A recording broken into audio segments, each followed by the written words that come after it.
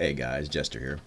Uh, Today I'm going to be doing part one of a multi-part video where I go over a campaign based in Saltmarsh and around Saltmarsh in the Hool Marshes that takes place after the three module series U1, 2, and 3.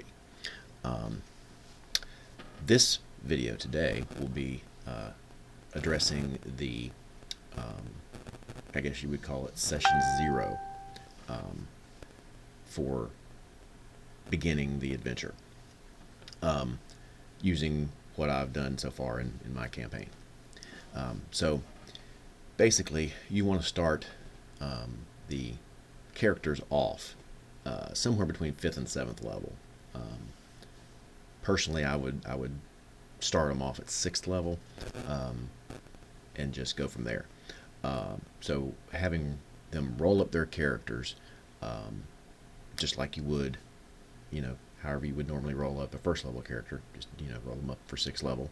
And as far as what equipment that they have to start off with, the way that I handled this, because I knew that I would probably never run Cult of the Reptile God set up north near Geoff and Grand March in Orlane, around the another set of marshes there. What I did was I basically created a backstory where their group had to go up to that area to help out some friends of 2 of the PCs to help them out with the problems that they were having up there, which in turn was the synopsis of the Cult of the Reptile God. So basically all I did was I went through the module, picked out all of the magical items that was available in that module, and it was assumed that they successfully completed that module and obtained that treasure. So session 0 basically was them rolling initiative to see who gets to pick from the treasure trove that they came across, and that's how that's one of the ways that they obtained the magical items that they had to start this Saltmarsh campaign. That was to supplement what I originally give them at the beginning. And the way that I usually give a set of player characters loot to begin with, other than what I just described, is if they're not 1st level, if they're higher than 1st level characters, I go through the Dungeon Master Guide, 2nd edition Dungeon Master Guide.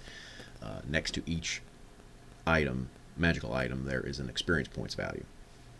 I change that experience points value to a monetary value. So instead of XP, it's gold, and that is the value that item is for this particular setting up the starting equipment for that character.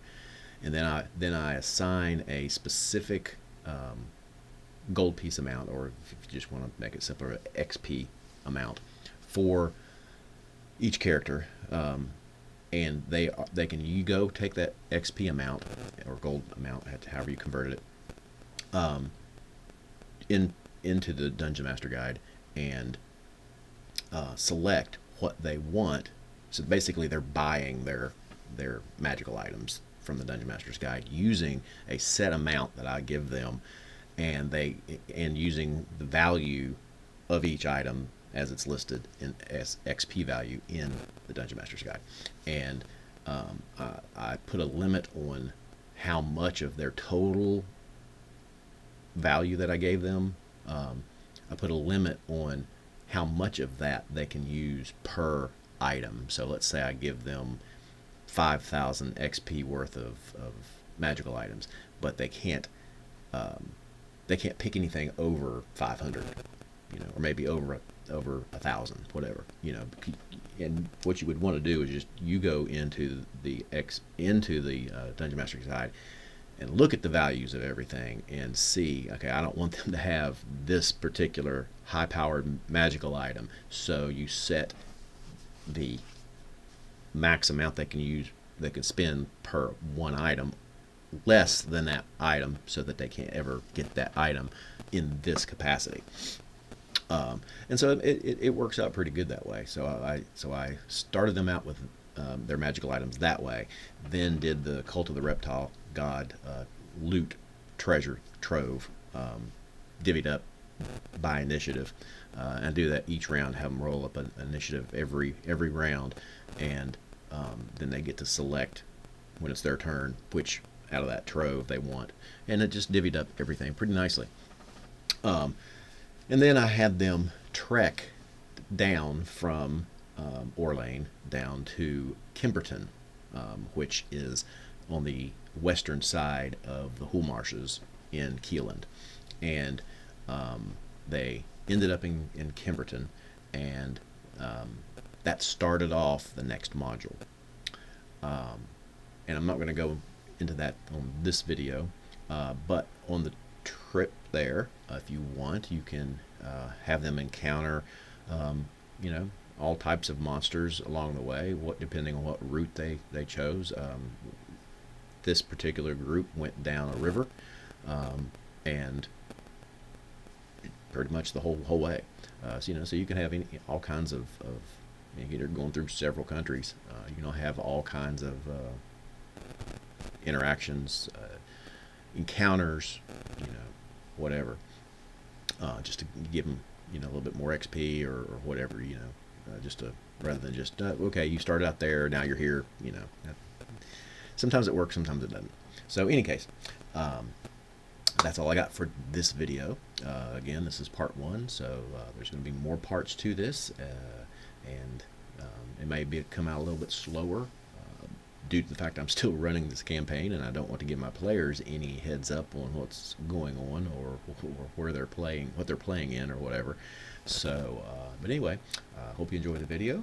Come back for successive parts to this and to any other videos that I put out. Make sure you hit that like, subscribe, and notification bell so you can get notifications of when I post these. And please do subscribe, because I need to get my subscription numbers up. And I appreciate you guys watching this. And until next time, and as always, see you soon.